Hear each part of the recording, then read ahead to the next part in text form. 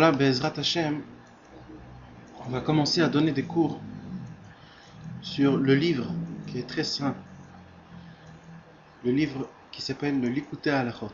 Bezrat Hashem, que Dieu nous aide, qu'on puisse, Bezrat Hashem, le commencer et le terminer. Même si ça va nous prendre beaucoup de temps, mais l'essentiel c'est que Bezrat Hashem, on puisse faire la volonté de Dieu, la volonté des grands tzadikim, de Rabbi Nachman et de Rabbi Nathan et de tous les autres saints, Bezrat Hashem. Le livre Likutei Halachot, c'est l'élève de Rabbi Nachman de Breslev qui l'a écrit. Il s'appelait Rabbi Nathan. Il a écrit en étant ordonné de son maître Rabbi Nachman de Breslev. C'est lui qui lui a ordonné de commencer à écrire des Chidushei Torah qui vont équivalents par rapport au Shulchan Aruch, c'est-à-dire les halachot. Le Shulchan Aruch, c'était Rabbi Yosef Karo qui l'a écrit il y a déjà 500 ans. Et il avait écrit toutes les halachot, comment un homme il doit se conduire depuis qu'il se lève le lendemain matin, le matin jusqu'au soir, et même pendant la nuit, quand il mange, quand il va aux toilettes, quand il étudie, quand il va travailler, comment il faut prier, tout ce qu'un homme il doit faire pendant toute la journée. Le Shulchan Aruch, il explique exactement comment on fait pour arriver à se conduire comme un juif normal. Et Rabbi Nachman de Breslev, il a ordonné à son élève, Rabbi Nathan, d'essayer de rentrer et d'approfondir dans toutes les halachot du Shulchan Aruch et d'essayer de voir le secret de tous les secrets qu'il y a dans toutes les halachot qui sont écrits d'après le Shulchan Aruch, d'après la Chassidut. Et c'est ce qu'il a fait Rabbi Nathan. Rabbi Nathan, il a, d'après les Torot, d'après tous les enseignements que Rabbi Nachman de Breslev a dévoilés dans le monde, il a essayé de rentrer par rapport à sa pensée, à la pensée de Rabbi Nachman, et avec cette pensée-là, il est rentré en approfondissement pour approfondir encore et encore et trouver tout dans le Shulchan Aruch, pour que ça soit exactement comme ce qu'on a expliqué, que le Shulchan Aruch, c'est comment un homme il doit se conduire extérieurement dans sa vie. Et bien avec les Chidushei Torah que Rabbi Nathan il va développer d'après le Shulchan Aruch, que ça sera toute la Chassidut, tous les enseignements de Rabbeinu, c'est-à-dire de Rabbi Nachman de Breslev, tout on va le retrouver comme dans le Shulchan Aruch. Et c'est ce qu'il a fait Rabbi Nathan. Il a ouvert depuis le début. On va voir, on va vous expliquer Bezrat Hashem comment ça rentre, petit à petit comment ça rentre dans chaque halakha et chaque halakha, comment Rabbi Nathan il a retrouvé beaucoup de choses qui touchent vraiment et comment tout rentre bien comme il faut et ça sort très très très bien. Tout ça on va le voir petit à petit Bezrat Hashem, on va le comprendre surtout quand on va étudier petit à petit dans les halachot, du Likutei Halachot, et on va voir comment Rabbi Nathan il a tout fait rentrer et comment ça sort bien comme il faut. Mais il faut savoir avant tout quand même quelques akdamot, quelques choses avant qu'on commence déjà à étudier dedans le livre du Likutei Halachot. D'abord la première chose qu'il faut savoir, c'est que ce que Rabbi Nathan il a voulu faire et ce qu'il a voulu écrire dans le Likutei Halachot, ce ne sont pas des halachot. Les halachot, Rabbi Nachman de Breslev il nous a dit, mais Fourash à plusieurs reprises, lui-même il nous a dit que les halachot, nous on doit les faire bepshitout, avec simplicité, comme c'est écrit dans le Shulchan Aruch. On ne doit pas inventer ou alors renouveler des nouvelles halachot, ou alors par rapport à des Chidushei Torah que Rabbi Nathan il va expliquer, que de là on va commencer à faire des nouvelles halachot. Non, nous on doit être des gens simples, avec la simplicité. Ce qu'il y a écrit dans le Shulchan Aruch, c'est ce qu'on doit faire. Maintenant, ce qu'on apprend à part ça, ce que ça peut nous renouveler dans la Avodat Hashem, ce que ça peut nous renforcer ou alors nous donner de la ferveur, alors par rapport à ça, alors là, tout est bien. Mais d'arriver à renouveler des nouvelles halachot, ça il ne faut pas. Rabbeinu il nous a déjà dit plusieurs fois, tout est déjà écrit. Et la vraie volonté de Rabbi Nachman de Breslev et aussi de Rabbi Nathan, c'était ça en fait. C'était d'essayer de nous renforcer et de nous faire réveiller et de nous donner la ferveur que par rapport à ça, on puisse faire tout le Shulchan Aruch, pas simplement extérieur, juste les choses extérieures. que tout ce qu'on fait, tout ce qui est d'après le Shulchan Aruch, ça puisse nous rentrer même dedans l'intérieur, dans notre cœur, de nous faire rentrer ça de plus en plus et de le vivre. Pas que ce soit des choses extérieures, qu'on puisse prendre tout et de le sentir dans notre cœur et de le faire jusqu'à ce que ça devienne quelque chose de normal. Et on se lève le lendemain matin et normalement, par exemple, on a besoin de se laver les mains. On se sent kaviachol, sale, ou alors des choses comme ça. Ça devient vraiment une habitude. Toute la Torah puisse devenir une habitude. Et la chose la plus importante que Rabbi Nathan il a voulu nous expliquer, et en écrivant ce Likuta Halachot là, c'est surtout les choses qui sont pnimi, c'est-à-dire les choses qui sont intérieures. C'est ce qu'on a expliqué. En fait, de faire des choses extérieures, pas toujours ça peut nous toucher. Et des fois on le sent pas. Des fois, on se sent déconnecté. Et ça, c'est un problème. Ce que Rabbi Nathan il a voulu faire avec le Likuta Halachot, c'est en faisant tout ce qu'il y a dans le Shulchan Aruch, qu'on soit connecté, qu'on le ressent et qu'on le vit. Et c'est pour ça qu'il a écrit le livre du Likuta Halachot. C'est pour qu'on puisse vivre comme un vrai juif en comprenant et pas juste dans notre tête et même dans notre cœur. De comprendre et de vivre par rapport à les enseignements de Rabbi Nachman de Breslev depuis le début jusqu'à la fin d'un homme. Même quand il se réveille, même quand il dort, même quand il mange, même quand il fait toutes ces choses. C'est pour cela en fait qu'il a écrit le livre du Likuta Halachot. Comment maintenant il marche tactiquement le livre du Likuta Halachot? Alors c'est simple. Rabbi Nathan il a pris chaque halakha qu'il y a dans le Shulchan Aruch. On va prendre un exemple. La première halakha, c'est la halakha qui s'appelle Ashkamat HaBoker. Comment un homme il doit se réveiller le matin. Alors dans le Shulchan Aruch, simplement il y a écrit déjà qu'un homme il doit se réveiller facilement et il ne doit pas être paresseux de rester dans son lit et de dire oui j'ai chaud ou alors j'ai froid, je préfère dormir encore un petit peu et d'essayer de dormir encore un petit peu et encore un petit peu. Dans le Shulchan Aruch, il y a écrit qu'un homme, il doit être pas paresseux du tout, il doit se réveiller, il doit être comme un guerrier, de se réveiller pour commencer à faire la prière le matin.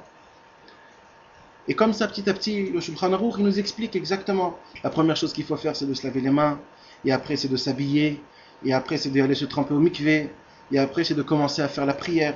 Donc tout ça, petit à petit, le Shulchan Aruch, il nous explique comment un homme, il doit se réveiller le matin. Alors, Rabbi Nathan, comment il les explique toutes ces halachot? Alors, il prend chaque halakha, comme on a dit par exemple, Ilchot Ashkamat HaBoker, comment se réveiller le matin. Et Rabbi Nathan, il prend une Torah qui est dans le Likutei Moharan. Ça change toujours. Des fois, ça revient sur une autre Torah. On va voir que, par exemple, cette Torah, elle se répète dans plusieurs halachot. Des fois dans Ashkamat HaBoker, après dans Tfilin, après dans Shabbat. Parce que Rabbi Nathan, il a compris et il a vu qu'en fait, ça touche plusieurs choses, plusieurs thèmes dans le Shulchan Aruch. Alors, par exemple, la première halakha de Ilchot Ashkamat HaBoker, elle va par rapport et d'après la Torah Resh Pebet 282. C'est une Torah que presque tout le monde connaît. C'est une des Torahs les plus importantes que Rabbi Nachman de Breslev il en a parlé. C'est la Torah qu'elle s'appelle Azamra. C'est quoi la Torah qui s'appelle Azamra? Elle parle de quoi? Elle parle des points positifs qu'un homme doit se trouver pour avoir la joie, pour être joyeux, pas pour tomber dans la tzvout, dans la tristesse et dans l'amertume. Rabbi Nachman de Breslev, il a beaucoup parlé sur ça, sur la joie. Il a beaucoup parlé contre la tristesse et contre l'amertume. Combien ça peut faire du mal à un homme, même en spirituel et même en matériel. Et par rapport à ça, Rabbi Nathan, on va voir dedans, quand on va l'étudier, Bezrat Hashem, cette halakha, on va voir comment Rabbi Nathan, il a fait rentrer tout et comment ça se touche vraiment, comment ça parle un à l'autre, de trouver ses points positifs et d'essayer de se réveiller. Et qu'en fait, ça parle, l'Ilchot Ashkamat HaBoker, en vérité, dans la pnimiyut, c'est-à-dire dans les choses qui sont, quand on approfondit, c'est des choses qui sont, ça parle en fait de l'âme, de notre âme, que des fois on peut être endormi même en pleine journée. Quand on dort, c'est pas justement quand un homme il est dans son lit qu'il dort, non. Un homme il peut être endormi complètement, même quand il est dans sa journée en train de travailler, mais il est endormi. Il est endormi par rapport à quoi? Il est endormi par rapport à la Vodat Hashem. Par rapport à ça qu'il a complètement oublié à Kadosh Baruch Hu, par rapport à qu'il s'en fout et qu'il est devenu faible et qu'il il veut plus il essaye même plus d'évaluer dans la Vodat Hashem. Et ça, c'est un grand problème. Et un homme comme ça, il est appelé un homme qui dort. Alors Rabbi Nachman de Breslev, Rabbi Nathan, nous a dit, un homme comme ça, il doit se réveiller. Et comment il doit se réveiller? Alors c'est en essayant de se trouver des points positifs. Ça, c'est comme par exemple, un exemple que je vous explique, comment ça marche tout le Likuta Halachot. Et comme ça continue. Après, Ilchot Ashkamat Aboker, on va voir qu'il y a comment se laver les mains le matin. Alors pareil, Rabbi Nathan, Ilchot Netilat Yadayim, Rabbi Nathan, il prend la première, les Ilchot Netilat Yadayim, et ça va par rapport à la Torah, Nun Vav, la Torah 56, que cette Torah-là, on va Bezrat Hashem étudier, ça parle de la Malchut, de la royauté d'Akadosh Baruch Hu, comment Akadosh Baruch Hu il fait les choses. Et comme ça, petit à petit, tout le Likuta Halachot, Bezrat Hashem, dans chaque halakha, Rabbi Nathan, il essaye de trouver des choses, comment vraiment Rabbeinu, il a parlé de tout dans chaque chose. Ça, c'est un point pour essayer de comprendre comment le Likuta Halachot, il y va. Maintenant, des fois, Rabbi Nathan, il a trouvé, par exemple, on va rester dans le même halachot de Ilchot Ashkamat Aboker, comment se réveiller le matin. Alors Rabbi Nathan, des fois, il a trouvé que ça parle dans plusieurs Torot qu'il y a dans le Likutei Moharan. Ça ne parle pas que de la Torah 282, la Torah Zamra. Alors c'est pour ça qu'on va voir aussi, dans le Likutei Halachot, Ilchot Ashkamat Aboker, il y a plusieurs halachot. Il y a la halacha Aleph, qu'on a dit que ça parle d'après la Torah 282. Après, on va voir Ilchot Ashkamat Aboker, Bet.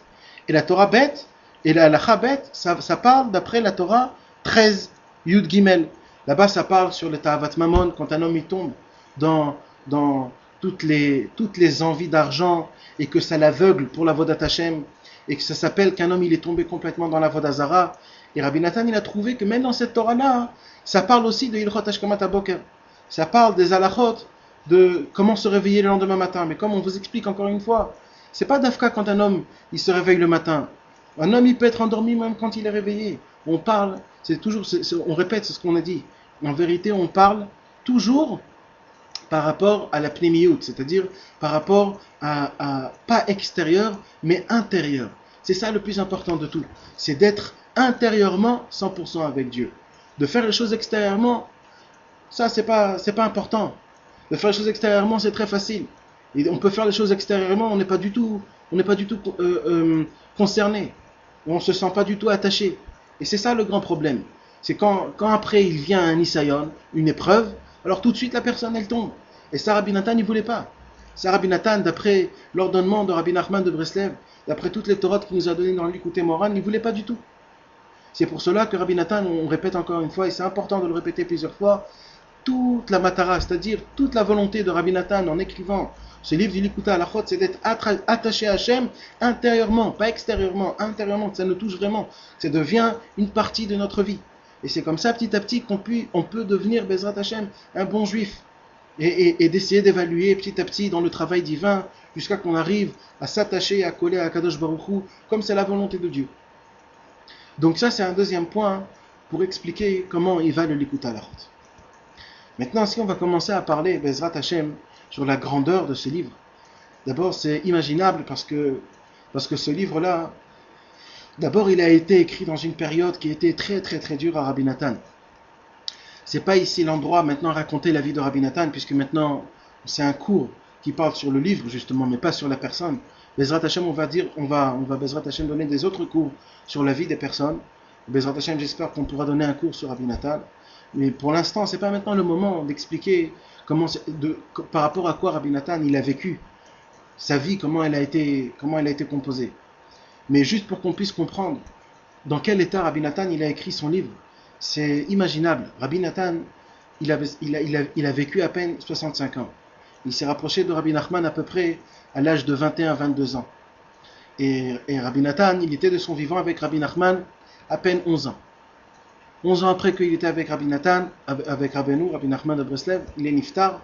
Et depuis que Rabbeinu il est niftar, pour Rabbi Nathan, ça a été très très dur. Pas que pour Rabbi Nathan, pour tous les autres disciples, pour tous les autres élèves, c'était très très très dur. Puisque Rabbi Nachman de Breslev, il est mort à 38 ans et demi. Et 38 ans, c'est très très jeune. Et d'après tous les chidushim que Rabbeinu HaKadosh, il a dévoilé, C'est imaginable. S'il aurait vécu encore 1 an, 2 ans, 3 ans, ça aurait pu faire des choses imaginables. Donc Rabbi Nathan, il a vu que Kaviachol, Rabbeinu Akadosh, tout ce qu'il nous a dévoilé, c'est vraiment contracté. Et c'est pas du tout, on n'arrive pas à comprendre ce que Rabbi Nachman il nous a dit. On n'arrive pas à le comprendre. Et c'est très important, c'est pour cela que Rabbi Nathan, lui, il avait compris, par rapport à l'attachement qu'il avait auprès de Rabbeinu, il a compris des choses qui n'ont pas été écrites. Et ces choses-là, on n'a pas le droit de les garder avec nous. Donc Rabbi Nathan, ce qu'il a fait, c'est qu'il a essayé de décontracter tout ce qu'il avait dans sa pensée. C'était une pensée divine.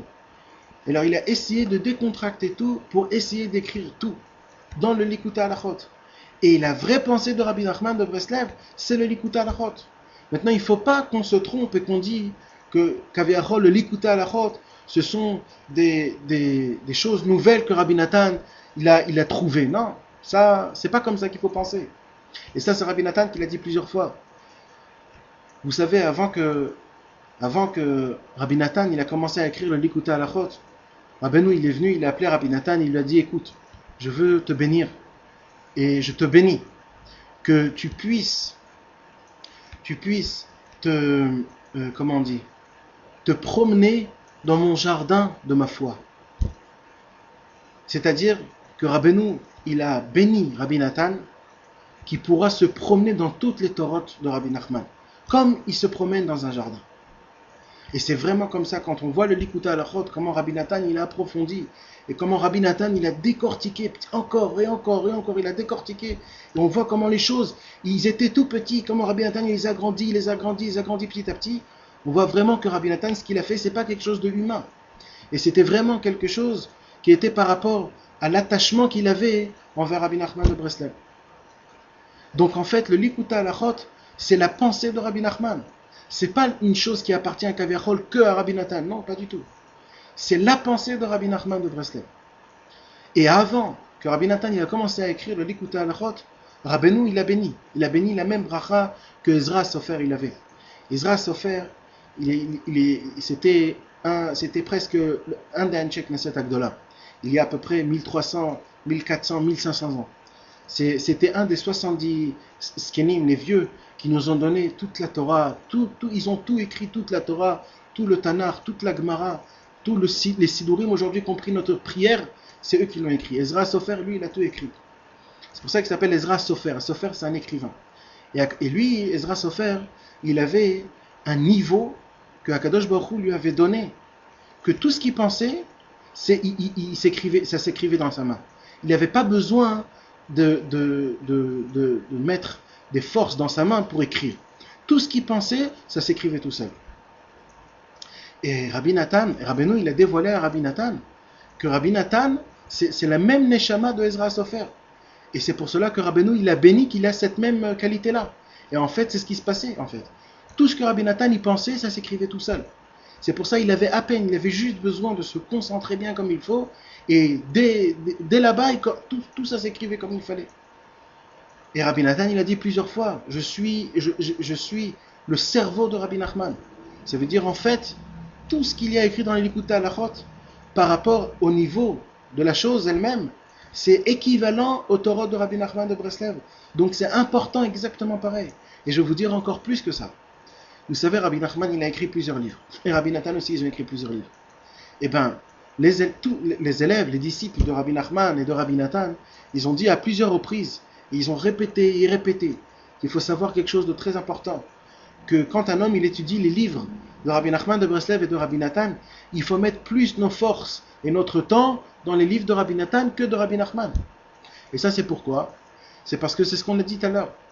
Les livres de Rabbi Nachman, c'est une lumière qui a été contractée de contractement après un contractement, de contractement après un contractement. Et ce contractement-là, nous on n'arrive pas à le recevoir. On n'arrive pas à recevoir cette lumière-là comme il faut.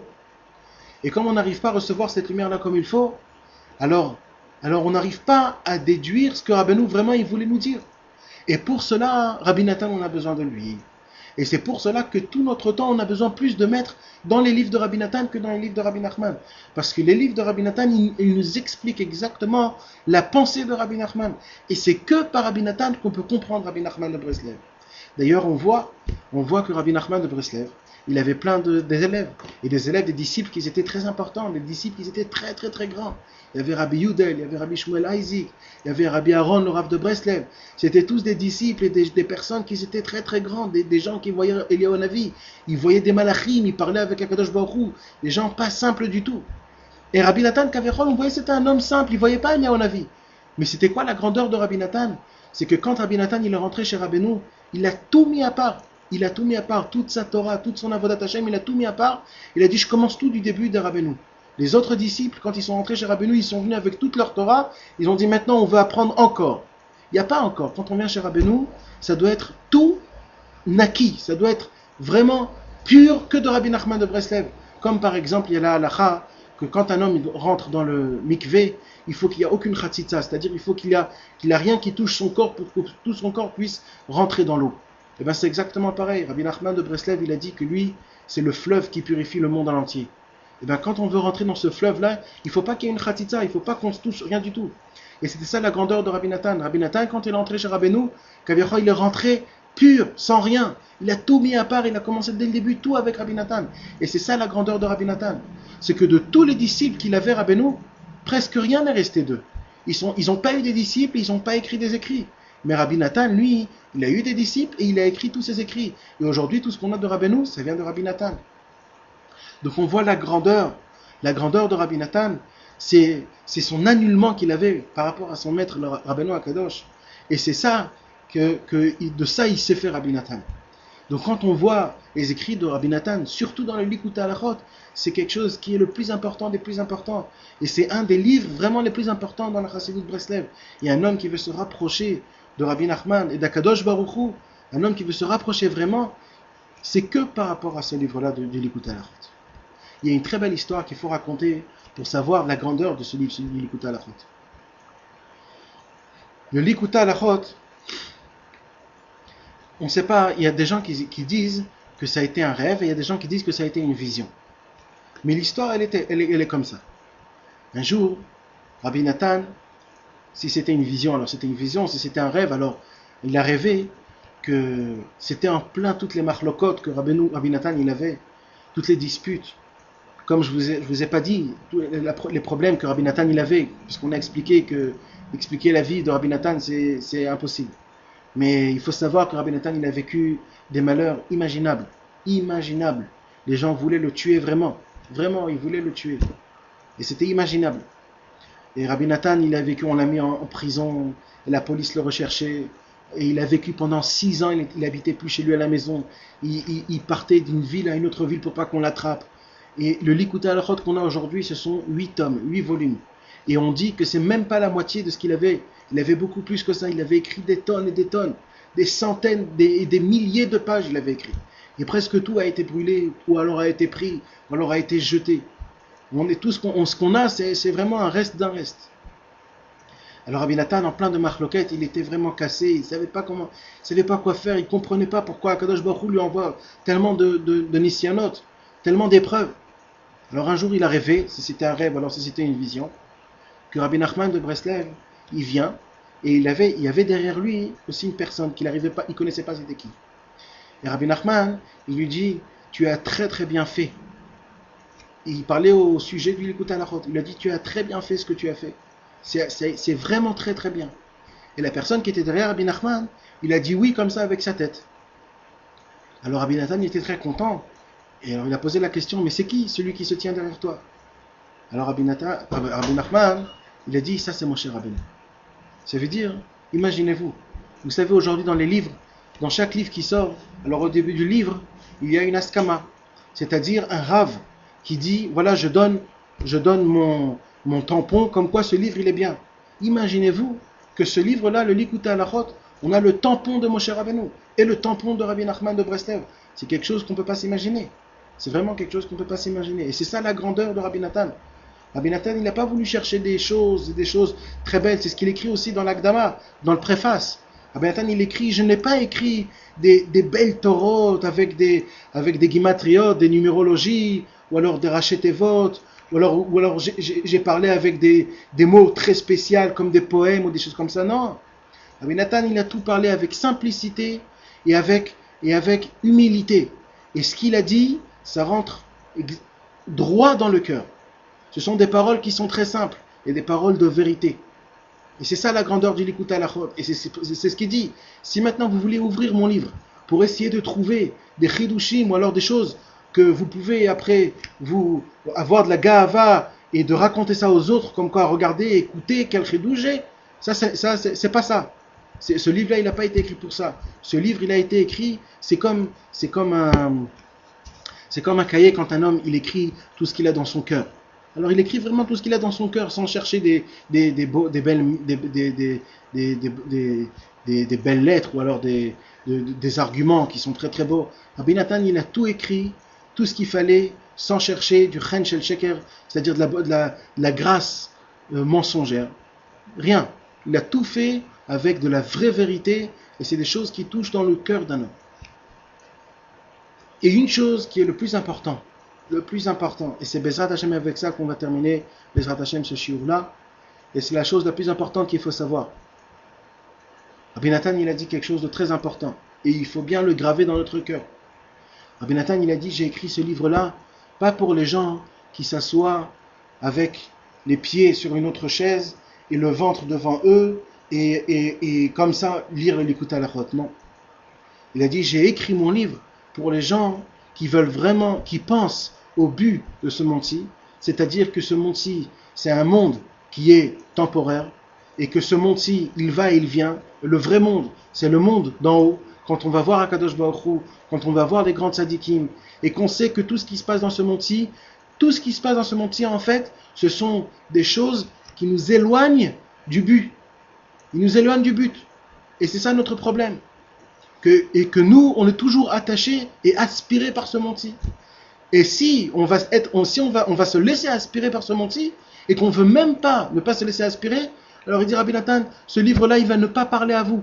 Et vous pouvez le lire, et le relire, et le relire, et le relire. Vous n'allez rien comprendre de ce que vraiment j'avais ma concentration quand j'écrivais ce livre-là. Non. Il dit Rabbi Nathan, je parle surtout aux personnes qui sont vraiment, ils sont tombés dans le troublement de ce monde-ci, oui. Et ils sont tombés dans les ta'avot, dans les envies de ce monde-ci. Ils sont tombés dans toutes ces choses-là. Mais ils ont une volonté. Cette volonté, elle est très forte. Ils ont une seule volonté. C'est de faire vraiment la vraie volonté de Dieu. De travailler le travail divin. De savoir c'est quoi la vérité et c'est quoi le mensonge. Et que ce monde-ci, tout ce qu'il essaye de nous faire, c'est de nous mettre des voiles qui sont devant nous, qui nous cachent la lumière d'Akadosh Baruch Hu. C'est pour cela aussi, il faut savoir qu'en hébreu, quand on dit olam, olam, ça veut dire le monde. Mais aussi olam, ça veut dire elem. Elem, c'est caché. En vérité, ça veut dire que ce monde-là, il nous cache la vraie vérité, le vrai monde. Et comme c'est écrit dans la Gemara, dans les Midrashim, qu'ici on est juste de passagers. C'est comme un salon. Le salon, c'est pas la maison.